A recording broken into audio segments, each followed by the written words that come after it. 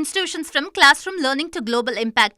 Engineering education aligned with the global goals. சட்டப்பேரவையில் அமைச்சர் சரத் பேசி வருகிறார், அதனை பார்க்கலாம். அறிவிப்பு செய்கிறேன். மாண்புமிகு பேரவைத் தலைவர் அவர்களே, நேரத்தின் அருமை கருதி ஒட்டுமொத்த அறிவிப்புகளும் தலைப்பை மட்டும் நான் இங்கே வாசிக்க இருக்கிறேன். இருப்பினும் ஒவ்வொரு அறிவிப்பினையும் முழுமையாக வாசித்ததாக பதிவு செய்ய கொள்ளும்படி பணிவோடு கேட்டுக்கொள்கிறேன். அறிவிப்பு எண் 1. அரசு பெண் பணியாளர்களின் 3வது குழந்தைக்கு மகப்பேறு விடுப்பு 365 நாட்கள் வழங்கப்படும். அறிவிப்பு எண் 2. போட்டித் தேர்வுக்கு தயாராகும் நபருக்கு வெற்றி பாதை செயலி ரூபாய் 20 லட்சம் செலவில் உருவாக்கப்படும். அறிவிப்பு எண் 3. தமிழ்நாடு அரசு பணியாளர்கள் தேர்வாணையத்தில் கூடுதல் இணைப்பு கட்டடம் ரூபாய் 12.5 கோடி செலவில் கட்டப்படும். அறிவிப்பு எண் 4.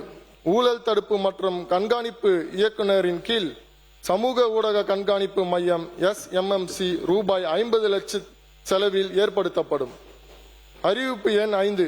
தமிழ்நாடு தகவல் ஆணையத்தில் கண்காணிப்பு அறையுடன் கூடிய மேம்பட்ட CCTV கேமரா ரூபாய் 10 லட்சம் செலவில் ஏற்படுத்தப்படும். அறிவிப்பு எண் 8. ஆ மற்றும் ஆ அடிப்படை பயிற்சி நிலையம் மற்றும் அகில இந்திய அறிவிப்பு எண் 6. ஆ மற்றும் ஆ அடிப்படை பயிற்சி நிலையம் மற்றும் அகில இந்திய குடிமைப்பணி தேர்வு பயிற்சி மையம் வகுப்பறை, தங்கும் விடுதிகள், கலையரங்கங்கள் மற்றும் விருந்தினர் அறைகள் ஆகிய ரூபாய் 2 கோடி செலவில் புதுப்பிக்கப்படும். அறிவிப்பு எண் 7. பவானிசாகர் அரசு அலுவலர்கள் பயிற்சி மையத்தில் நவீன கணினி மையம் ரூபாய் 1 கோடி செலவில் உருவாக்கப்படும். அறிவிப்பு எண் 8. பவானிசாகர் அரசு அலுவலர்கள் பயிற்சி மையத்தில் திறந்த வெளி விளையாட்டு பயிற்சி மையம் ரூபாய் 2.25 கோடி மதிப்பீட்டில் அமைக்கப்படும். அறிவிப்பு எண் 9. போட்டித் தேர்வு பயிற்சி மையங்கள் அறிவுரைசார் மையங்களோடு நாலேஜ் சென்டர் இணைந்து செயல்பட்டு வகையில் தகுந்த உட்கட்டமைப்பு வசதி ரூபாய் 1.30 கோடி செலவில் ஏற்படுத்தப்படும். அறிவிப்பு எண் 10. அரசு பணியாளர்களுக்காக இணையவழி திறன் மேம்பாட்டு பயிற்சி கூடுதலாக சட்டம் மற்றும் விதிகள் போன்ற கற்றல் தொகுதிகளை ரூபாய் 50 லட்சம் செலவில் உருவாக்கி திறன் 360 இணையதளத்தில் சேர்த்து நடைமுறைப்படுத்தப்படும். அறிவிப்பு எண் 11. எளிமை ஆளுமை திட்டத்தின் கீழ் 150 அரசு சேவைகள் வழங்கப்படும்.